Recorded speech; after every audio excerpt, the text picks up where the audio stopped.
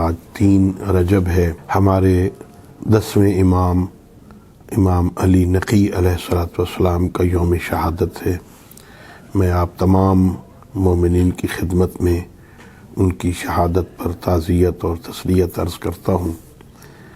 امام علی نقی علیہ الصلوۃ والسلام امام محمد تقی علیہ الصلوۃ والسلام کے فرزند اور حضرت امام حسن عسکری علیہ السلام کے والد بزرگوار ہیں۔ آپ نے اپنی ساری زندگی کا بیشتر حصہ جو ہے وہ وہاں مدینہ میں پہلے گزارا، اور پھر اپنے والد بزرگوار کے ساتھ یہاں گزارنے کے بعد آپ کو متوکل نے سامرہ بلایا۔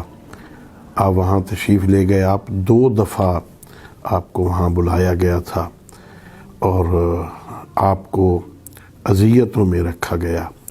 آپ نے اپنی ساری زندگی جو وہاں گزری وہ پریشانیوں میں گزاری گئی۔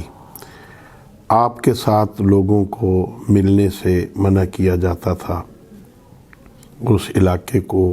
اس علاقے میں رکھا گیا جو علاقہ فوجیوں کا علاقہ کہلاتا تھا، چھاونی تھی۔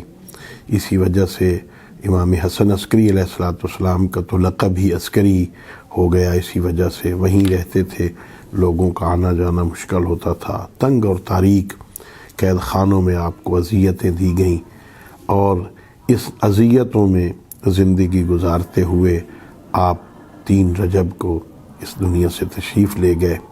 لیکن اپنی ساری زندگی میں آپ نے اپنے عمل سے، اپنے کردار سے، اپنی زبان سے اللہ کے دین اور پیغمبر کی شریعت کو لوگوں تک پہنچایا، اور ہر اعتبار سے اپنے شیعوں تک، اپنے ماننے والوں تک اللہ کے دین کی ابلاغ کیا، اللہ کے دین کا اس کو پہنچایا۔